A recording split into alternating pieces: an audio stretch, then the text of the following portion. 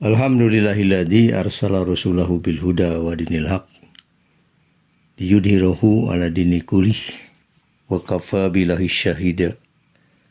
Asyhadu an la ilaha illallah wahdahu la syarikalah wa asyhadu anna Muhammadan abduhu wa rasuluh. Amma ba'du. Ihwatu iman rahimakumullah. Kali ini kita coba gali pelajaran yang sangat berharga dari kisah 4 wanita yang diabadikan Allah Subhanahu wa Ta'ala di dalam Al-Quran. Mereka adalah yang pertama istri Nabi Nuh, yang kedua istri Nabi Lut, wanita yang ketiga adalah istri Fir'aun, Asiyah, dan yang keempat Maryam binti Imran. Dalam Al-Quran surat At-Tahrim ayat 10-12 disebutkan, A'udzu billahi minasy syaithanir rajim. Daraballahu masalan lil ladzina kafarum ra'ata nuhin wa imra'ata lut kanata tahta abdaini min ibadina solihaini fakhonatahuma falam yugniya anhuma minallah syai'an wa qilad hulan nar ma'ad-dakhilin. Artinya, Allah membuat istri Nuh dan istri Lut sebagai perumpamaan bagi orang-orang kafir. Keduanya berada di bawah pengawasan 2 orang hamba yang soleh di antara hamba-hamba kami. Lalu kedua istri itu berkhianat pada suaminya masing-masing.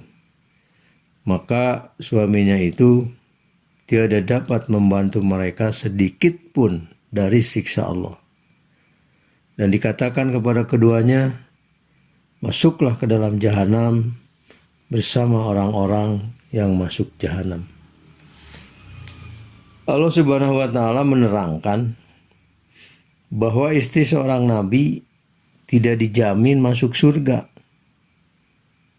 jika tidak beriman kepada Allah.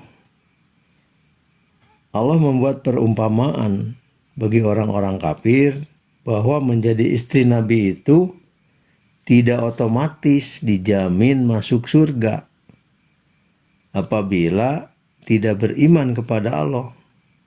Seperti istri Nabi Nuh yang bernama Wahilah dan istri Nabi Lut yang bernama Wailah. Keduanya berada di bawah pengawasan 2 orang hamba yang saleh. Kedua istri tersebut mengkhianati suaminya dalam hal agama karena keduanya tidak mengikuti agama kedua suaminya. Inilah yang dimaksud berkhianat dalam ayat ini. Bahkan istri Nabi Nuh itu yang bernama Wahilah tadi mengatakan pada kaumnya bahwa suaminya itu majnun, gila.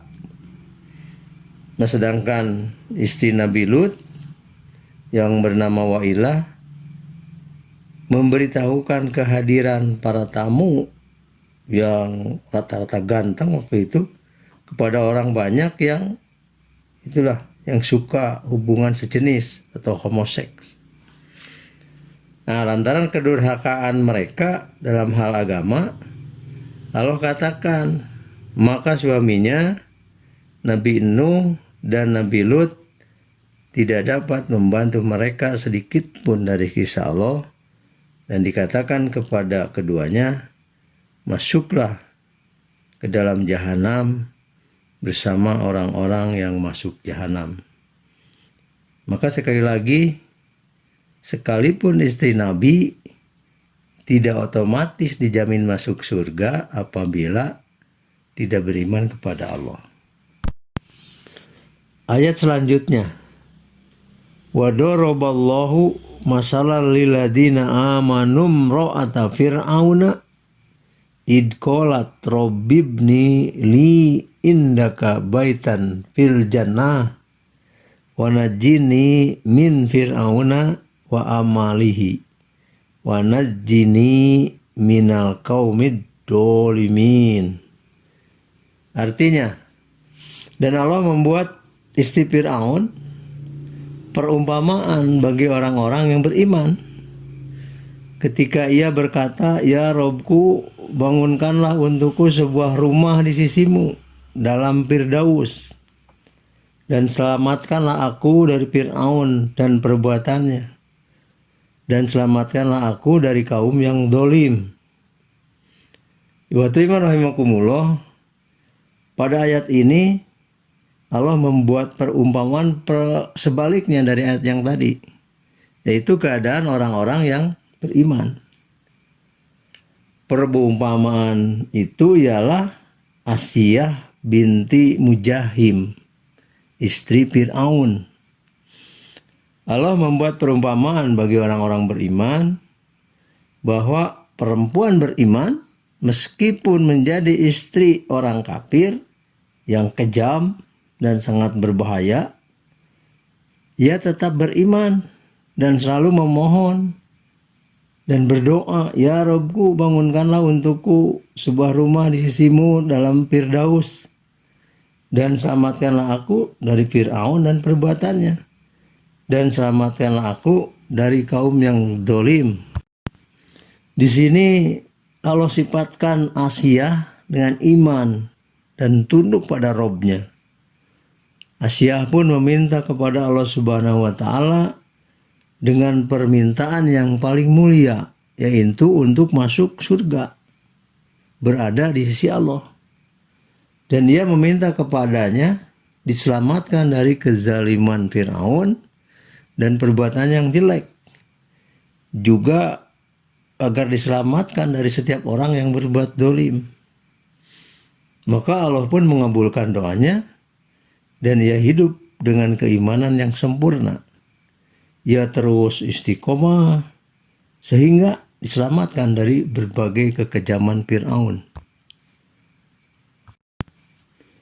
Itulah kenapa Nabi SAW mengatakan, "Kamala minar rijali kasirun, walam yakmul minan nisa'i ila Maryamu bintu Imron, wa Asiyatu imro'atu Fir'aun, wa padul Aisyata ala nisa'i kapadlis syaridi ala syairit to'am."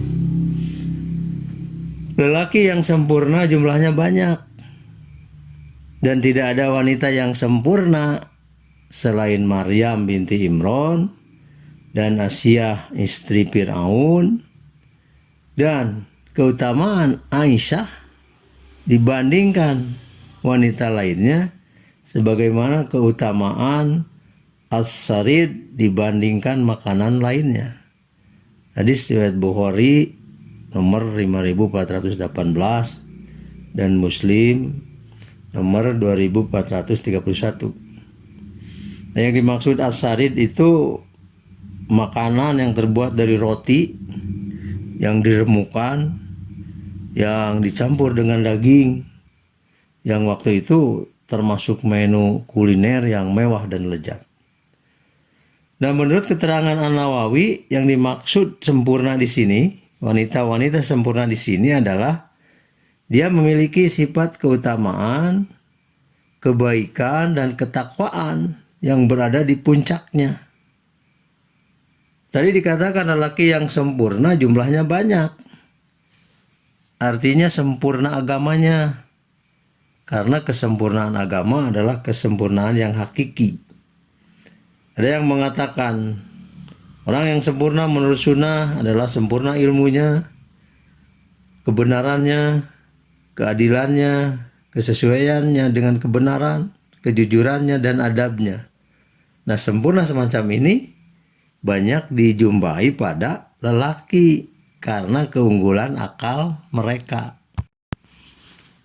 Dan mengingat manusia paling baik agamanya adalah para nabi, maka merekalah orang yang sempurna Nah, setelah para nabi adalah para siddiqin, para syuhada, dan kemudian orang-orang yang soleh.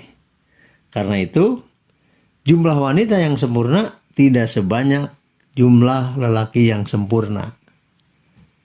Dalam hadis Ibnu Abbas radhiyallahu an, Rasulullah shallallahu alaihi wasallam bersabda, "Afdhalun nisa'i akhlil janati Khadijatu bintu Huwailid wa Fatimatu bintu Muhammad wa Asiyatu bintu Mujahim imro'atu Fir'aun wa Maryamu ibnatu Imron."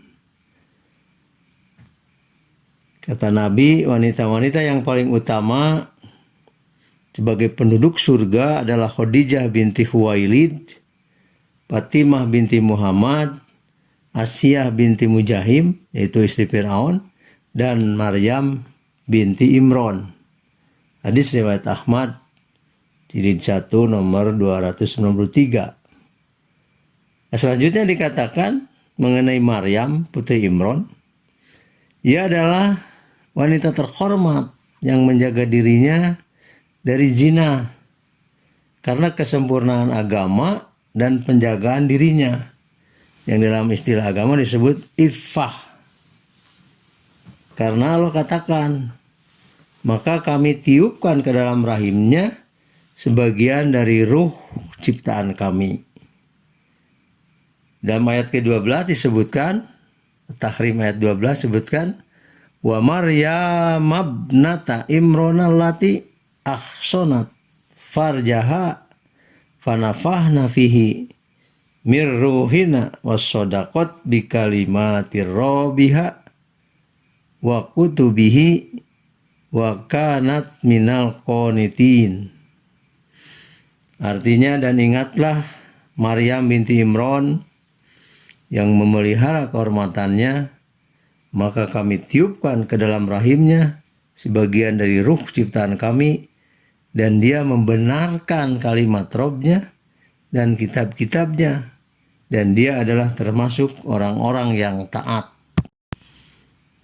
Jiwatiman rahimakumullah, ayat ini menjelaskan kesalehan seorang perempuan yang tidak pernah bersuami tetapi memiliki seorang putra, dan Maryam putri Imron yang memelihara kehormatannya dan membentengi dirinya sedemikian rupa, lalu Allah memberikan penghargaan, penghormatan, dan kemuliaan kepadanya. Maka Maryam disifati dalam ayat ini dengan, dan dia membenarkan kalimat Robnya dan kitab-kitabnya. Nah, ini menunjukkan Maryam membenarkan semua ajaran din dan membenarkan setiap takdir Allah. Nah, sedangkan membenarkan kitab-kitabnya berarti ia mengenal kitabnya. Ini semua didapati dengan berilmu dan beramal. Oleh karena itu, Maryam disebut dalam ayat ini termasuk orang-orang yang taat, yaitu al-qonitin. Maksudnya adalah Maryam itu taat kepada Allah terus menerus dalam ketaatan dengan penuh rasa takut dan kehusyuan. Maka kesimpulannya, Maryam itu adalah siddiqiyah, yaitu wanita yang sempurna dalam ilmu dan amal. Terakhir, setiap wanita muslimah pasti ingin mendapat derajat yang istimewa di sisi Allah Subhanahu wa taala, yakni dengan berusaha menjadi wanita taat meskipun butuh usaha dan bekal kesabaran yang besar. Ingatlah, Allah melihat pada proses, bukan pada hasil. Maka tetaplah istiqomah dan konsisten dalam ketaatan. Allah pasti memberkahi setiap upaya para wanita muslimah yang memperjuangkan ketaatan karena Allah. Wallahu a'lam bishawab. Aqulu qouli hadza wa astaghfirullah li wa lakum. Wassalamualaikum warahmatullahi wabarakatuh.